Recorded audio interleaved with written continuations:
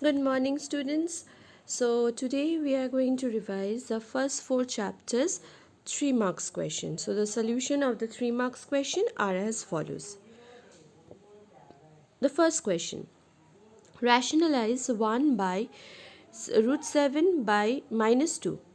So, to rationalize, we need to rationalize the denominator with its conjugate.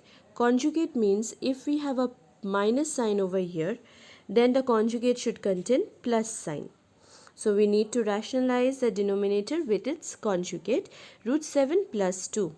We will get 1 by root 7 minus 2 is equals to 1 by root 7 minus 2 into root 7 plus 2 in numerator as well as in denominator. In a fraction, if we multiply something in the denominator, the same thing should be multiplied in the numerator as well. So the numerator becomes root 7 plus 2 and the denominator becomes 7 minus 4. That is, here we are using a minus b into a plus b, which will give us a square minus b square. So root 7 square is 7 and 2 square is 4. So 7 minus 4 is 3. So our answer is root 7 plus 2 by 3. Question number 2. Check whether 7 plus 3x is a factor of 3x cubed plus 7x. So first, 3x cubed plus 7x is our px. That is, in this polynomial we are going to substitute the value of x from 7 plus 3x. So 7 plus 3x is our gx. Usually we denote it as gx, and 3x cubed plus 7x is our px. So first we will find the value of x from gx. So 7 plus 3x is equals to 0 imply 3x is equals to minus 7. Subjecting x, we will get x is equals to minus 7 by 3. Now substituting the value of x in the px, that is 3x cubed plus 7, in place of x we will substitute minus 7 by 3. So we will get 3 into minus 7 by 3 whole cube plus 7 into minus 7 by 3, which will give us minus 343 by 9 minus 49 by 3. Together on solving we will get minus 490 by 9.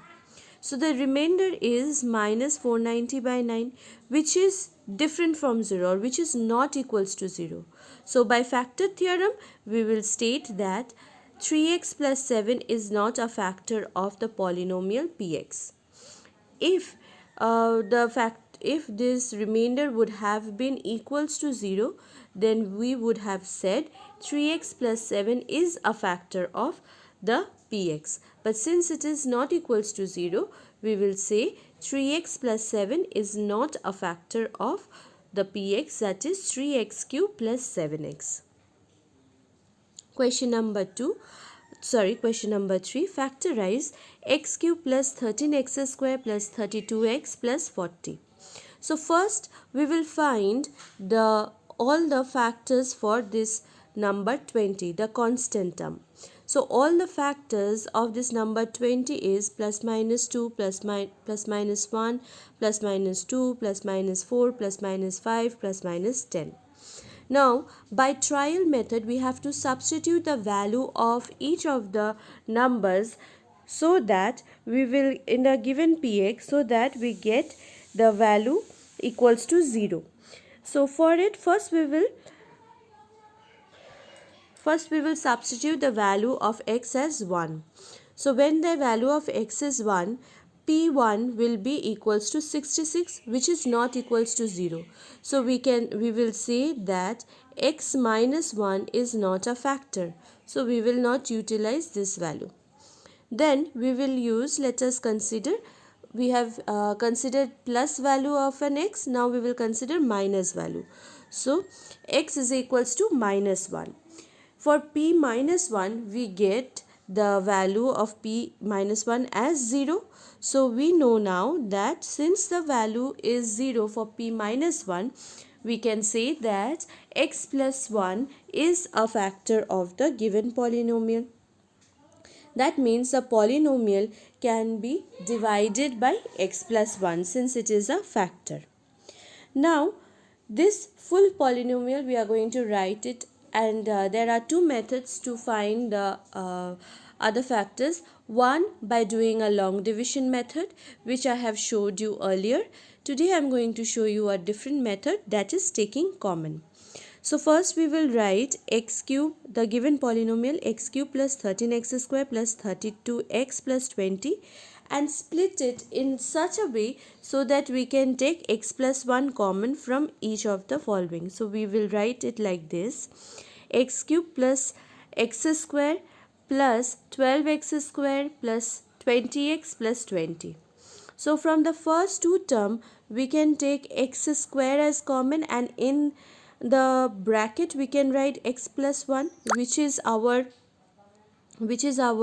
requirement, that we have to keep in the bracket as x plus 1 as it is a factor. So x square is taken out, we have written x plus 1. Similarly, we will write 12x as 12x will be taken out. Sorry, here 12x is missing, so it will be plus 12x. So 12x will be taken out and we will get x plus 1 as common, and plus 20 will taken out and x plus 1 will be taken as common. So from the three terms we can take x plus 1 as common, and in the other bracket we can write x square plus 12x plus 20. Now this x square plus 12x plus 20 can be found out its factors by middle term factor. We have already learned how to do middle term factor. So by splitting the middle term, that is 12x, we can write 10x plus 2x, which will give us the sum of the polynomial 12 and the product is 20. So we will get 2 into 10 is 20. So we will get our the splitting of the middle term will with two such numbers is 10 and 2. So taking common in from the first two, we can write x as common and x plus 10 in the bracket. From the last two, we can take 2 as common and x plus 10 in the bracket. Now this full thing can be written as x plus 2, x plus 1 and x plus 10. So the factors of the given polynomial is x plus 2, x plus 1 and x plus 10. X plus 1 we found out by trial method, and x plus 2 and x plus 10 we have found out first by taking x plus 1 as common from the polynomial, and the left whatever polynomial we had in the bracket we did middle term factor. So this is a 3 marks question to factorize. Next question is expand. Expand 2a minus 3b whole cube. So we will use the formula a minus b whole cube, which is equals to a cube minus b cube minus 3ab into a minus b. So substituting, we will substitute 2a as a and 3b as b. So in place of a we will use 2a. So we will write 2a whole cube. In place of b we will write 3b whole cube minus 3 into 2a into 3b into 2a minus 3b. So in substituting all the values in the identity and solving it, we will get 8a cube minus 27b cube minus 36a square b plus 54ab square. So this is our answer when we expand a whole cube. Now question number 5. Now question number 5 has two parts. The first part is 64m cube minus 343n cube. So here also we are using the identity a cube minus b cube, and they have two different formulas for a cube minus b cube, but we are using the easier one. So a cube minus b cube can be written as a minus b into a square plus ab plus b square. So in place of First, 64m cube can be written as 4m whole to the power 3, and 343n cube can be written as 7n whole to the power 3. So our value of A is 4m and value of B is 7n. Substitute the value in the given identity and we will get 4n minus 7n into 16m square plus 28mn plus 49n square. So this is factorization of the first part. Now factorization of the second subpart. Here we are going to use the formula a plus b plus c whole square is equals to a square plus b square plus c square plus 2 into ab plus bc plus ca. So first we need to find the value of a, b and c respectively. Given is 2x square. So we can write root 2x whole square. Y square can be written as minus y whole square. Minus y, this minus comes from the rest part of the equation that is provided. And 8 can be written as 2 root 2 z whole square. Now here also we have included a minus sign because our third term and the fourth term we have x in it. Along with x we have a minus sign. So for x we have kept it free from minus, but for y and z we have utilized a minus sign. And you can also see in the middle term there is a plus sign. That means for y and z, when we have both minus, they multiply and become plus.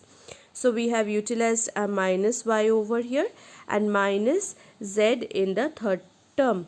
So 2 root 2 xy can be written as plus 2, x is root 2x and y is minus y. Similarly, plus 4 root 2 xy can be written as plus 2 minus y into minus 2 root z. And the last term minus 8xz can be written as plus 2 into root 2x into minus 2 root 2 z. The value of a, b and c is substituted along with the formula. In formula we have a plus. So in place of the fourth, fifth and sixth term we have started the formula with a plus sign as we had plus in our formula. So the value of a, b and c are root 2x, minus y and minus 2 root 2z. We substitute the values and we get this formula, that is 2 root 2x minus y minus 2 root 2z whole square. So this is how we factorize a big formula or big equation that is provided with the formula a plus b plus c whole square. Now the last question is, give the geometrical representation of 2x plus 9 equals to 0 as an equation in one variable and two variable. We know whenever we plot a line on a number line that is in one variable, we plot it in a number line, and in two variable we plot it in a Cartesian system or a Cartesian plane or xy plane. These are the three names that we use for Cartesian planes. So 2x plus 9 equals to 0 is a given equation. If we have to plot this line in a geometrical representation in one variable, we need to subject x. So on subjecting x, we will get x is equals to minus 9 by 2. Now one variable means one straight line, that is our number system. So this is our number system. Here in number system you can see x will lie on the left hand side part where the minus signs are there, and between minus 5 and minus 4, as 9 by 2 means 4.5 and minus 9 by 2 means minus 4.5, which will lie between minus 5 and minus 4. So you can see we have plotted minus 9 by 2 between minus 4 and minus 5. This is the geometrical representation of the number 2x plus 9 equals to 0 in one variable. Now when we will represent the geometrical representation of the same 9 in two variable, so it will be written like this: 2x plus 0y plus 9 is equals to 0 as an equation. Here we are using two variables x and y.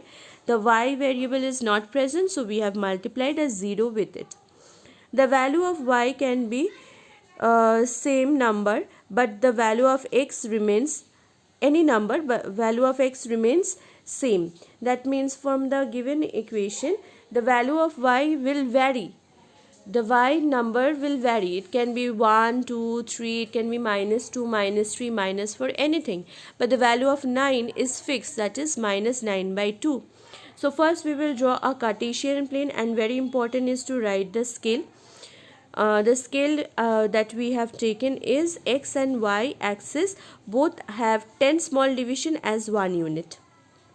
So here first of all -9/2 will lie on the left hand side part, where the left negative x axis lies. There between 4 and 5, -4 and -5, the point will lie. Actually the -4 is somewhere over here, not here, and the line will pass from the point -9/2, 0. You can see this line AB is the line which represents the given equation, and it is a straight line parallel to y-axis. Since the y will vary to any number, but the x remains same, so it lies on a straight line which is parallel to y-axis. So this is the 3 marks question from the first 4 chapters. I hope this tutorial is helpful for you. Thank you.